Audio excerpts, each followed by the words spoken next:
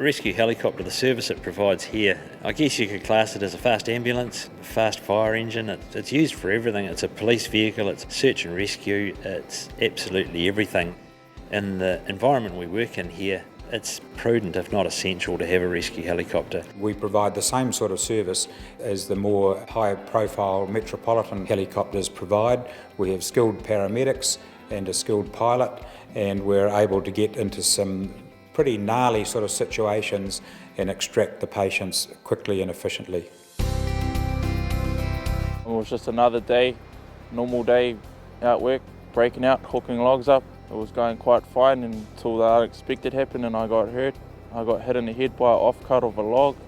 I was knocked out at the time and I rolled down a steep cliff, about 100 metres, and that's when Matt came down and first aided me. When I got down the hill and looked over the bluff and realised that he'd gone over, I was pretty shocked. Didn't actually know if he was conscious or not, or what was going on. Next thing that had to happen was to get down to him and try and help him as best as I could. Initial reports were a fella had taken a fall in a forestry block, and that was about it really. It was limited information that we had. We were kind of making a plan as we were flying to the scene. We didn't know what we were in for, we just knew that somebody had gone over a bluff. When I saw him, he was pretty dazed. I was knocked out cold. I just tried to keep him as calm as possible and as still as possible. As we flew in, I was a little bit gobsmacked, to say the least, and I thought, what are we going to do?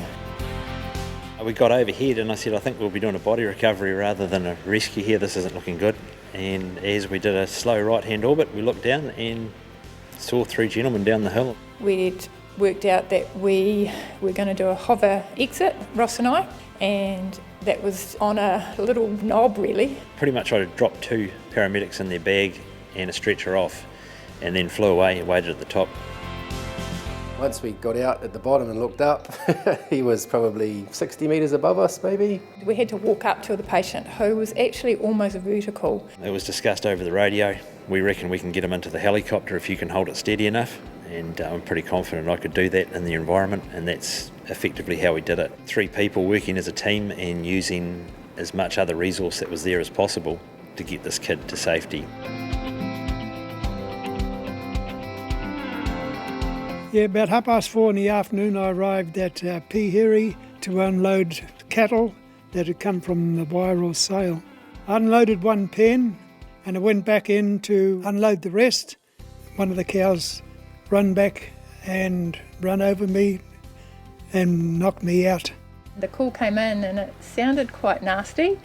I knew it was going to be needing night vision goggles, and I thought, well, I needed another crew member to take with me. Both Jackie and I responded to that job because if one person's looking after the patient, we definitely need someone who can use the night vision goggles to support the pilot and get in the helicopter there.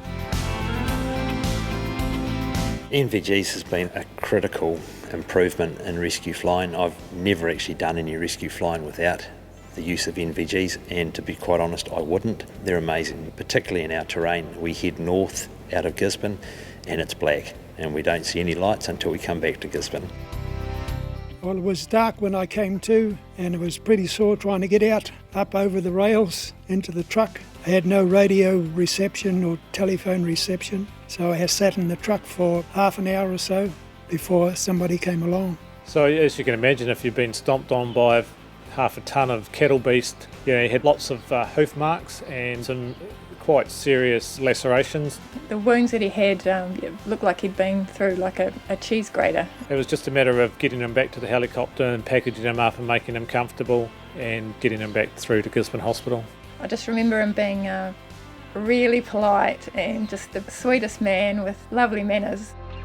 I was lucky I was alive really, with only one cow must have come in, otherwise if the other 3 had to come, I probably wouldn't be here now.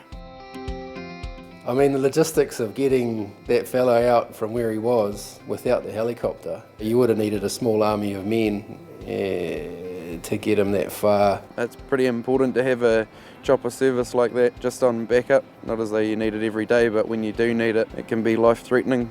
What it does is it means that we can get a specialist crew there, so 2 intensive care paramedics arriving at the scene quickly certainly saves a lot of time.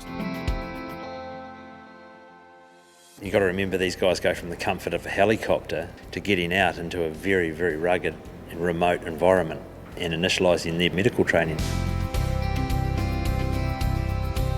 For a long time we operated out of a tin shed just across the paddock from here. Had absolutely no facilities. When we decided that we would build a hangar, we just got tremendous support from the community, and we've now got this fantastic facility here that's probably the equal of anything in the country, and it's debt-free thanks to the generosity of our community. It's incredible the amount of funding that gets put in by the community here. It's quite heartwarming to actually be involved in a job that is funded solely by the public. It's quite neat. It's good to donate to it because you never know, it could be you one day that needs the chopper there.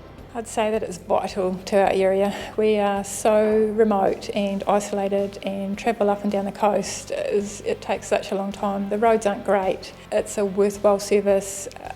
I'd encourage anybody to donate. You know, you kind of think, yeah, what did we do 20 years ago, or what did we do 30 years ago? And the outcomes for the patients, I mean, it's the outcome for the patient at the end of the day, and it just improves tenfold. I've been a donor to the Rescue Helicopter Fund for about 10 years now, I would say, and I would recommend any other people who can to donate, because you never know when you're going to need them.